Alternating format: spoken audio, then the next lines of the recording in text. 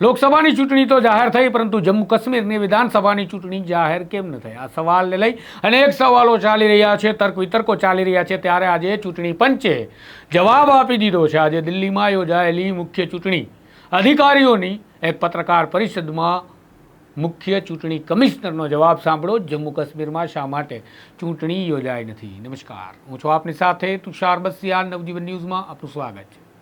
આજે લોકસભા 2024ની ચૂંટણીની જાહેરાત ચૂંટણી પંચ દિલ્હી ખાતે પત્રકાર પરિષદ યોજી કરી રહ્યું હતું. દરમિયાન પત્રકારોના સવાલનો સામનો પણ ચૂંટણી પંચ કરી રહ્યું હતું.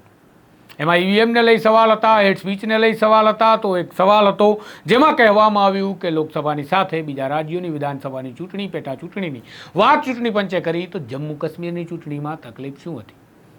આ સવાલને લઈ અનેક દિવસોથી વિવાદ ચાલે છે. સાથે જ તમે જોતા હશો કે કઈ પ્રકારે કેન્દ્ર સરકારે જમ્મુ કાશ્મીરમાં શાંતિ પ્રવર્તી ગઈ છે, તેને પ્રોજેક્ટ કરી છે.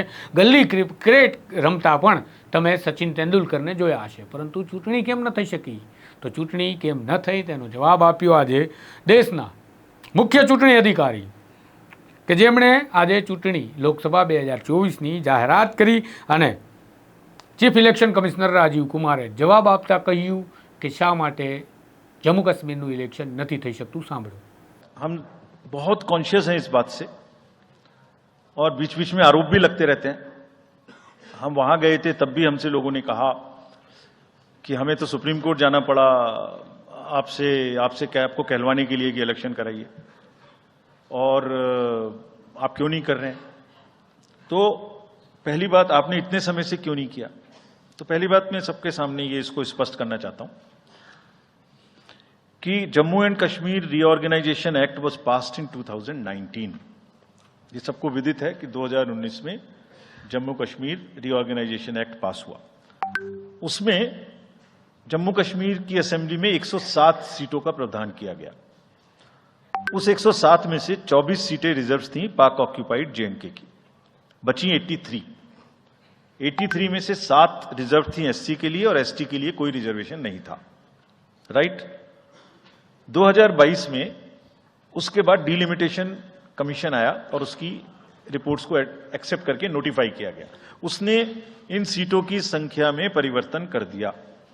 तो another act change this number of seats. क्या हो गया? 107 से बढ़ के 114 हो गई. 24 उसमें पाक ऑक्यूपाइड जेके की रही, 90 बची. तो 83 से बढ़ के 90 हो गई, और 9 सीट एसटी के लिए रिजर्व कर दी गई. ये नया फीचर क्रिएट हो गया. और साथ ही साथ 2 सीट माइग्रेंट्स के लिए रिजर्व कर दी गई, जिसमें से 1 वुमेन की थी.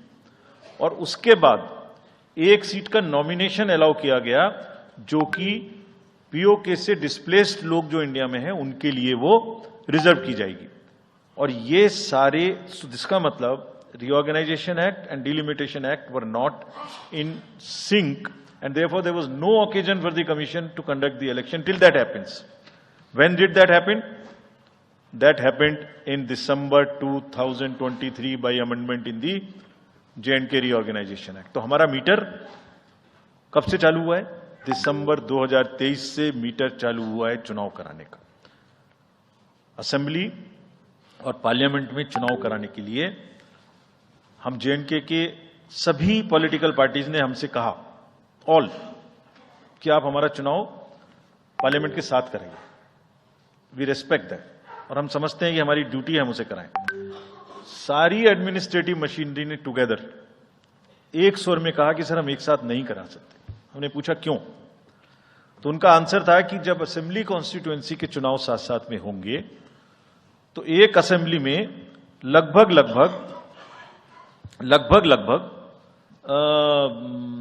10 से 12 कैंडिडेट खड़े होंगे.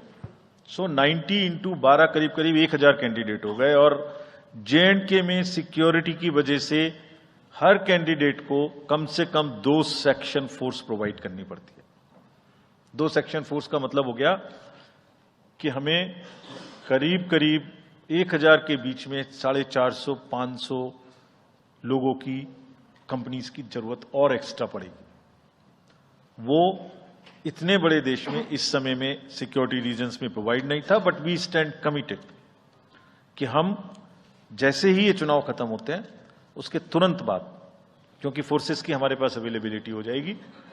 તો તમે સાંભળ્યું કે જ્યાં ગલી ક્રિકેટ રમી શકાય તેવી સ્થિતિ છે, એટલી સુરક્ષા છે, શાંતિ છે, અને જમ્મુ કાશ્મીર તો આમ પણ 370ની કલમ હટાવ્યા બાદ કેન્દ્ર સરકાર માટે માથાનો તાજ હોય તેવું ગર્વ લેવામાં આવે છે. કહેવાય છે કે ત્યાં સુરક્ષા ભરપૂર માત્રામાં છે. ચૂંટણી કમિશનરે તો કહ્યું છે કે ચૂંટણી કમિશનરના કહેવા પ્રમાણે કે ત્યાં એક એક ઉમેદવારને એક ફોજ આપવી પડે સુરક્ષા માટે, અને અધિકારીઓનું તંત્રનું કહેવું છે કે ત્યાં વિધાનસભાની ચૂંટણી લોકસભા સાથે કરો તો સંભવ નથી, કારણ કે ઉમેદવારોની સુરક્ષાના સવાલ છે અને મોટી સંખ્યામાં સિક્યુરિટી ફોર્સિસની જરૂર પડશે. મતલબ છે ત્યાં ગલી ક્રિકેટ રમાતો હોય તો પછી ચૂંટણી કેમ ન થઈ શકે?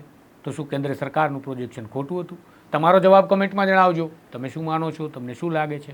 તમે ચૂંટણીના દરેક અપડેટ મેળવવા માંગો છો, વિશ્લેષણ મેળવવા માંગો છો, તો તમારે નવજીવન સાથે જોડાવવું જોઈએ. ચેનલને લાઇક, શેર, સબસ્ક્રાઇબ કરવી જોઈએ.